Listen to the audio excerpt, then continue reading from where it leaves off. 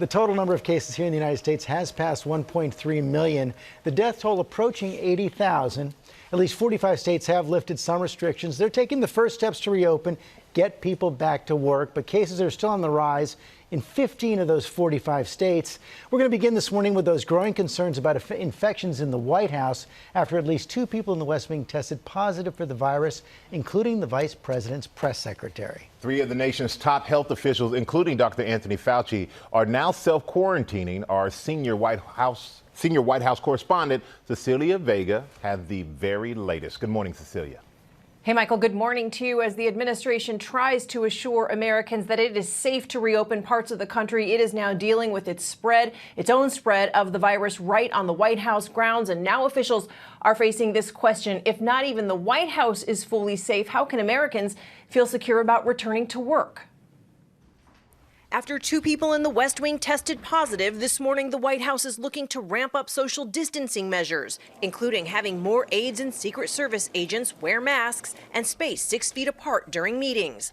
Among those who tested positive, the vice president's press secretary, his office saying in a statement he will be at the White House today and that he has tested negative every single day.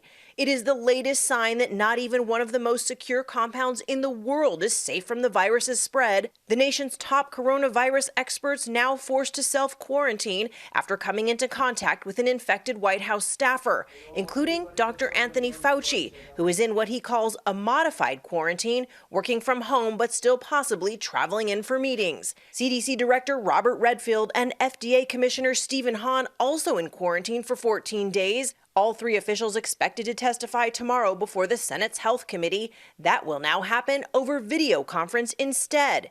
Even the committee chairman, Tennessee Senator Lamar Alexander, announcing overnight he too is in self-quarantine after a staffer tested positive. He says he will run the hearing remotely. Still, some administration officials insist the White House remains safe. I can tell you this is probably the safest place that you can come to. But others, like the president's senior economic advisors, say they are scared. It is scary to go to work. You know, it's a small, crowded place.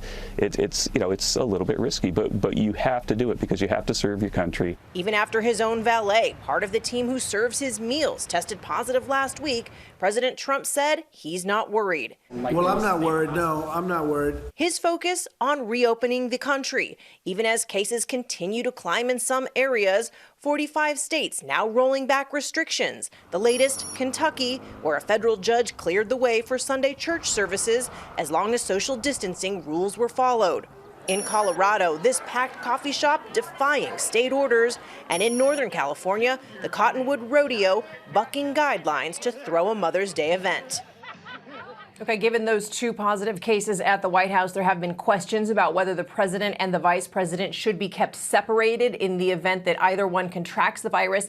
At this point, senior administration officials say there are no plans to do that, and President Trump has said he didn't think it was necessary since, George, both are repeatedly tested and they have both tested negative. Almost every day. Okay, Cecilia, thanks very much. Let's bring in Dr. Jen Ashton, our chief medical correspondent, for more on this right now. Jen, so you got 2 cases in the White House, tests every single day.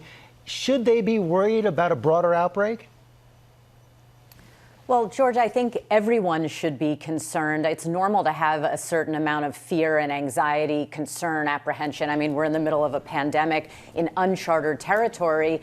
And I think what this shows us is a great example that truly no one is exempt, no one is immune. This can happen anywhere to anyone. Well, and that is the thing. You know, the White House, presumably the safest place in the country, tests every day, temperature checks for everyone coming into proximity with the president, yet the virus still gets inside those walls. One of the disconcerting things, at least to me over the weekend, was seeing the top health officials all quarantined, but not more White House officials quarantined. So what should people know about what kind of precautions should be taken right now? Well, I think you have to look at it on a spectrum, George. Remember, there's general precautions, recommendations, and guidelines issued by the CDC, which is for the general public, the American population. But like any health or medical recommendation, they are really designed also to be individualized. So you have to look at the minimum that can be done, and then whether it's appropriate to take extra or maximum steps given the location and personnel that is trying to be protected here. And so that will represent a whole spectrum. But again, wearing masks to protect others, keeping at least 6 feet of distance in the workplace, which granted is not always an easy thing to do, that's at the minimum. And then surveillance, extra screening would be on the higher end of the spectrum. Dr. Jen Ashton, thanks very much. Hi, everyone. George Stephanopoulos here. Thanks for checking out the ABC News YouTube channel. If you'd like to get more videos, show highlights, and watch live event coverage, click on the right over here to subscribe to our channel. And don't forget to download the ABC News app for breaking news alerts. Thanks for watching.